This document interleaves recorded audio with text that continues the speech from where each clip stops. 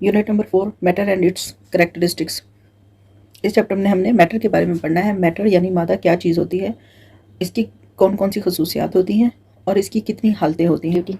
State of matter can change into each other by changing temperature.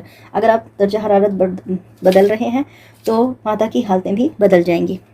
Demonstrate these changes with the help of ice cube and candle wax and explain how heating and cooling can change their state of matter. हमारे पास एक ice cube है। जब आप इसको heat देते हैं तो ये पानी में तब्दील हो जाता है, यानी कि वाटर में तब्दील हो जाता है। जब आप इस वाटर को हीट देते हैं तो ये वाटर वेपर्स में तब्दील होकर गैस बन जाता है। ये जो आइस क्यूब था ये सॉलिड था, ठीक है। सॉलिड को जब आप हीट करेंगे तो वो लिक्विड में तब्दील होगा। जब लिक्विड को आप हीट करेंगे तो वो गैस में तब्दील होगा, ठीक है। इस एक्टिविटी से आपने क्या सीखा कि जो सॉलिड है जब आप उसे हीट देते हैं तो वो लिक्विड में कन्वर्ट हो जाता है, और जब लिक्विड को हीट दी जाती है तो वो गैस में कन्वर्ट हो जाता है। Now we have N other activity. Complete the following table. आपने इस टेबल को फिल करना है according to the state of matters. Examples, gas की एग्जाम्पल एयर, लिक्विड की एग्जाम्पल वाटर, सॉलिड की example wood. Spacing between particles, gas में जो पार्टिकल्स हैं उनके दरमियान फासला बहुत ज़्यादा है, इसलिए हम इसको लिखेंगे फारथेस्ट। लिक्विड में कम होता है इसलिए इसको फारथेस्ट से अपार्ट कर देंगे, यानी कि थोड़ा सा कम। और सॉलिड में क्योंकि फासला बहुत ही कम है पार्टिकल का, इसलिए हम उसको लिखेंगे क्लोज। ओके। कंप्रेसिबिलिटी यानी कि जो पार्टिकल्स हैं वो कितना दबाए जा सकते हैं, क्योंकि जो गैस के पार्टिकल्स हैं वो एक दूसरे से बहुत दूर होते हैं, तो जब आप इनको दबाते हैं या कंप्रेस करते हैं तो वो एक दूसरे के करीब आते जाते हैं, इसलिए जितना ज़्यादा कंप्रेस करेंगे वो उतना ज़्यादा करीब आएंगे। तो इसका मतलब इनके अंदर ज़्यादा गुंजाइश है कि आप इनको ज़्यादा दबा सकें, ज़्यादा एक दूसरे के करीब ला सकें, तो इसलिए हमने इसको हाई लिख दिया। लेकिन जो लिक्विड है इसके जो पार्टिकल्स हैं वो एक दूसरे से दूर नहीं, कम दूर होते हैं गैस की निस्बत, इसलिए इसको हमने मीडियम लिख दिया। सॉलिड के जो पार्टिकल्स हैं वो बहुत ज़्यादा क्लोज हैं, उनको आप कंप्रेस नहीं कर सकते, करते हैं तो बहुत थोड़ी मिकदार में, तो इस वजह से इसको हम लो लिखेंगे। मूवमेंट ऑफ पार्टिकल्स के पार्टिकल्स कितना मूव कर सकते हैं, कितना एक जगह से दूसरी जगह हिल सकते हैं। तो गैस के मॉलिक्यूल्स क्योंकि एक दूसरे के साथ अटैच ही नहीं है या बहुत दूर है तो वो इजीली मूव करते हैं। लिक्विड के जो पार्टिकल्स हैं वो जल्दी मूव कर जाते हैं, लेकिन गैस की निस्बत कम, इसलिए हम इसको मीडियम लिखेंगे और सॉलिड को लो लिखेंगे। फोर्सेस बिटवीन पार्टिकल्स के मॉलिक्यूल्स क्योंकि एक दूसरे के साथ अटैच नहीं होते, इसलिए एक दूसरे के साथ किसी भी किस्म की कोई फोर्स नहीं लगाते, इनके अंदर कोई अट्रैक्शन नहीं होती, कोई फ्रिक्शन नहीं होती, तो इस वजह से इनको हम कहते हैं कि force between particle is low. Liquid के दरमियान थोड़ी मीडियम होगी और सॉलिड्स में बहुत हाई होगी, क्योंकि वो एक दूसरे को खींचते भी हैं, एक दूसरे को अट्रैक्ट भी करते हैं। Now we have N other activity. Identify the solid, liquid and gases in each group. हर एक ग्रुप में आपको पिक्चर्स दी गई हैं, आपने इनसे इनके कॉरिस्पॉन्डिंग देखकर पिक्चर में इसमें सॉलिड और लिक्विड को, इसमें सॉलिड, लिक्विड और गैसेस को सेपरेट करना है। Now we have N other activity. Amount of substance in a matter is mass. किसी भी चीज़ के अंदर मादा की मिकदार को हम मास कहते हैं। Matter occupies the space and can exist as solid, liquid and gas. कोई भी मादा चीज़ जगह घेरती है और इसकी तीन मुख्तलिफ किस्में होती हैं, सॉलिड, लिक्विड और gas. Some properties are enumerated in the table. कुछ जो खसूसियात हैं वो इस टेबल में आपको दी गई हैं, आपने इन खसूसियात को पहचानना है और उनके मुताबिक आगे गैस, लिक्विड और सॉलिड लिखना है। अब आपने पहचानना है हैव नो डेफिनेट वॉल्यूम। वो कौन सी चीज़ है जिसका कोई वॉल्यूम नहीं होता गैस का। कैन नॉट बी कंप्रेस, आप उसको कंप्रेस नहीं कर सकते, उसको दबा नहीं सकते सॉलिड को। हैव नो डेफिनेट शेप, कोई शेप नहीं होती लिक्विड की, ठीक है। Now you have an other activity. Give 4 example of object which have. ये आपको दरमियान में ऑब्जेक्ट दिया हुआ है, आपने इसके 4 एग्जाम्पल्स लिखनी है। सॉलिड पार्टिकल्स की एग्जाम्पल कौन सी है, बुक, वुड, स्टोन, ब्रिक्स, ठीक है। आपने वो ऑब्जेक्ट्स लिखने हैं जिनके अंदर सॉलिड पार्टिकल्स होते हैं। Liquid, water, milk, tea, juices, gas, air, water vapours, carbon dioxide, oxygen, ये सब गैसेस हैं। Activity number 4.6 think and fill. आपने सोचना है और फिल करना है। यहाँ पर आपको स्पेस दी हुई है, आपने सोचना है कि कौन सी चीज़ है जिसको आप मेल्ट करेंगे तो वो दूसरी में कन्वर्ट हो जाएगी, ठीक है। और फिर जब आप उसको हीट करेंगे तो वो फिर दूसरे फॉर्म में कन्वर्ट हो जाएगी। हमने थोड़ी देर पहले पढ़ा था कि हम आइस को अगर मेल्ट करें तो वो वाटर में कन्वर्ट हो जाती है, आइस क्यूब्स जिसको, और फिर जब वाटर को हम हीट दें तो वो वेपर्स में कन्वर्ट हो जाती है। तो आप इसको इस तरह फिल कर सकते हैं, ice melts into water and water on heating changes into vapours. Okay. Now what is the buoyancy. जिस तरह हमने अभी डेंसिटी में पढ़ा कि अगर आप किसी चीज़ को पानी में डालें तो कुछ चीज़ें पानी के नीचे बैठ जाती हैं और कुछ चीज़ें पानी के ऊपर तैरती हैं। पानी के ऊपर तैरना, इसको हम कहते हैं बेयॉन्सी, इसको हम कहते हैं buoyancy. The ability of an object to float in a water is called buoyancy. किसी भी चीज़ का पानी के ऊपर तैरते रहना क्या कहलाता है, बेयॉन्सी कहलाता है। It depends on the density और how thick an object is. ये किस चीज़ पर मुनासिर करती है, बेयॉन्सी क्या होती है, ये डिपेंड करती है कि आपकी चीज़ के अंदर वज़न कितना है, वो कितनी जगह घेर रही है और वो कितनी मोटी है, ठीक है। उसका जो वॉल्यूम है वो कितना है और वो कितनी मोटी है।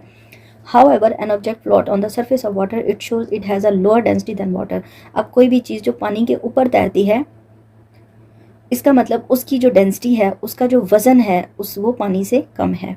ठीक है, वो पानी की निस्बत हल्की है। अगर वो पानी से ज़्यादा भारी होगी तो पानी में डूब जाएगी, अगर पानी से हल्की है तो पानी के ऊपर तैरती रहेगी। However, object which are denser than water will sink in water. जो चीज़ पानी से भारी है, स्टोन है, मेटल्स हैं। कौन कौन सी चीज़ें हैं जो पानी में नीचे बैठ जाती हैं? सिक्के, चट्टाने, चाबी, पत्थर और मार्बल के टुकड़े। ठीक है, less dense objects like apples, would and sponge will float on the surface of water. जिनकी डेंसिटी कम है, जो हल्के हैं, जैसे कि सेब, लकड़ी और झाग, ये सब पानी के ऊपर तैरते रहते हैं। Now what is a metal? Metal क्या होती है? धातें।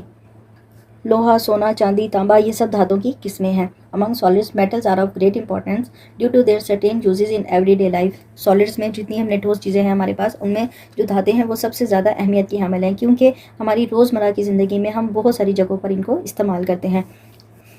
They possess properties that make them unique for other materials. Some uses of metals are given below. इनके अंदर, धातों के अंदर कुछ ऐसी खसूसियात होती हैं जिनकी वजह से ये दूसरे मादों से मुख्तलिफ नज़र आती हैं। Some uses of metals are given below. कुछ अहम इस्तेमाल धातों के क्या क्या हैं? जैसे कि आप धातों की मदद से पेपर क्लिप्स आप यूज़ करते हैं, आप कॉइन्स यूज़ करते हैं, पेज, नट्स वगैरह आपके घर में इस्तेमाल होते हैं, ताले, लॉक्स वगैरह इस्तेमाल होते हैं। इसके अलावा बहुत सारी मल्टीपल चीज़ें हैं जो आपके घर में इस्तेमाल होती हैं। आपके घर में जो कंस्ट्रक्शन में मटेरियल में आपके दरवाजे हैं, लोहे के होते हैं मोस्टली। आप खाना खाते हैं, जो आपकी चम्मच हैं वो स्टेनलेस स्टील की होती हैं। स्टील भी जो है वो एक मेटल है। इस तरह मल्टीपल चीज़ें हैं जो आपके घर में आपके रोज़मर्रा ज़िंदगी में इस्तेमाल हो रही हैं, वो सब मेटल्स की एग्जाम्पल्स हैं। Property of metals below are some of physical properties of matter. यहाँ पर आपको कुछ धातुओं की कुछ खसूसियात बताई गई हैं। सबसे पहले तो ये कि देखने में आपको ये शाइनी महसूस होती हैं, चमकीली महसूस होती हैं। आपने देखा है चांदी, सोना चमकते हैं, इसी तरह स्टील की चीज़ें हैं, सिल्वर की चीज़ें हैं, वो सब चमकती हैं। Metals have glossy and shiny have surface. इनकी जो सरफेस है, इनकी जो सतह है, वो चमकदार होती है, शाइनी होती है। इनका जो टेक्सचर है, देखने में आपको स्मूथ नज़र आती हैं। आपके पास कोई भी मेटल की चीज़ हो, आप उसको हाथ लगाएं तो वो बिल्कुल स्मूथ नज़र आएगी, उसके अंदर खुरदरापन आपको नज़र नहीं आएगा। Most metals have smooth texture. Density हमेशा भारी होती हैं, पानी में नीचे बैठ जाने वाली होती है। Metal are usually solid at room temperature and have high density. ठीक है, ये पानी आम दर्जा हरारत में, रूम टेम्परेचर कहते हैं आम दर्जा हरारत, उसमें ये सॉलिड होती हैं, सख्त होती हैं, ठोस होती हैं, हाई डेंसिटी होती है, यानी कि जल्दी से पानी में नीचे बैठ जाती हैं। इनका कलर और खुशबू कैसी होती है? मुख्तलिफ धातुओं का कलर मुख्तलिफ होता है। जिस तरह स्टील का कलर आपको मुख्तलिफ नज़र आएगा सिल्वर से, इस तरह गोल्ड का सिल्वर से और कॉपर का सिल्वर से, ये सब एक दूसरे से मुख्तलिफ हैं। कुछ मेटल जो होती हैं उनके अंदर खुशबू होती है, ऑर्डर कहते हैं खुशबू को। कुछ मेटल्स ऐसी हैं उनके अंदर खुशबू नहीं होती। मेटल्स में very in colour and have different orders which may be felt upon heating. कुछ जो धातें हैं उनके मुख्तलिफ रंग होते हैं और कुछ की मुख्तलिफ खुशबू होती है। खुशबू आपको ज़्यादातर उस वक्त महसूस होती है जब आप इनको गर्म करते हैं, हीट देते हैं। हीट देंगे तो इनके अंदर खुशबू निकलेगी, अदरवाइज मोस्टली जो मेटल्स हैं जब वो सॉलिड होती हैं तो उनकी कोई खुशबू नहीं होती।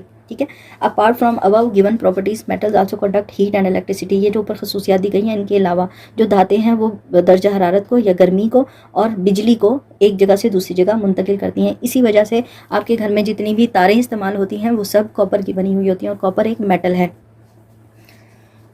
Conduction of heat and electricity, गर्मी और बिजली को एक जगह से दूसरी जगह मुंतकिल होना। Metals are called good conductors of heat and electricity because they have the ability to pass heat or electricity through them. जो मेटल्स हैं इनके अंदर ये खसूसियत होती है कि ये गर्मी को और बिजली को अपने अंदर से गुजरने देती हैं। ठीक है, अपने अंदर से पास होने देती हैं। However, if objects are unable to pass heat or electricity, they are called poor conductors of heat and electricity or insulators. अगर कोई ऐसी चीज़ है जिसके अंदर से दर्जा हरारत यानी कि गर्मी और बिजली नहीं गुजर सकते, तो हम उस ऑब्जेक्ट को पुअर कंडक्टर कहते हैं। ठीक है, क्या कहते हैं? Poor conductor of heat and electricity या इंसुलेटर कहते हैं। क्या कहते हैं? इंसुलेटर। अब यहाँ पर इंसुलेटर की डेफिनेशन क्या है? वो ऑब्जेक्ट जिसके अंदर से बिजली या हीट नहीं गुजरती। Iron, silver, stainless steels etcetera are a few examples of metal that are good conductors. इसकी निस्बत जो आयरन है, सिल्वर है, स्टेनलेस स्टील है, ये सब गुड कंडक्टर्स हैं। इंसुलेटर्स बैड कंडक्टर्स हैं, और जो बाकी जो जिनके अंदर से हीट गुजरती है, इलेक्ट्रिसिटी गुजरती है, वो गुड कंडक्टर्स होते हैं।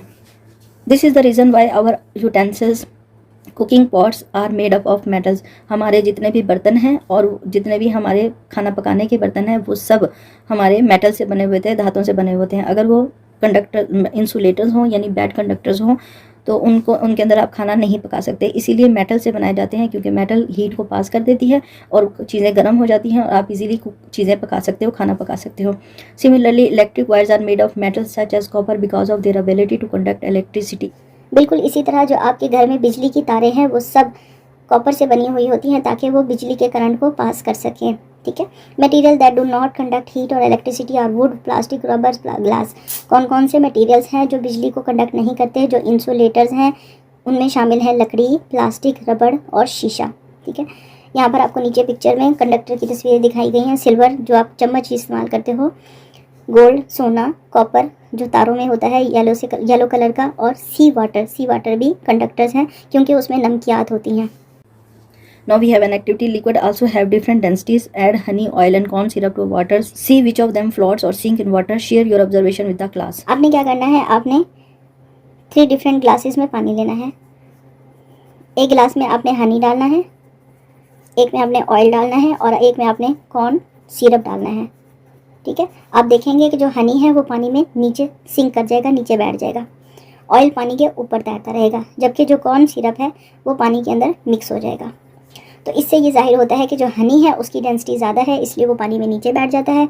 ऑयल की डेंसिटी वाटर की निस्बत कम होती है, इसलिए ये ऊपर तैर जाता है। और जो कॉर्न सिरप है उसकी डेंसिटी ऑलमोस्ट पानी के बराबर होती है, इसलिए ये पानी के अंदर मिक्स हो जाता है।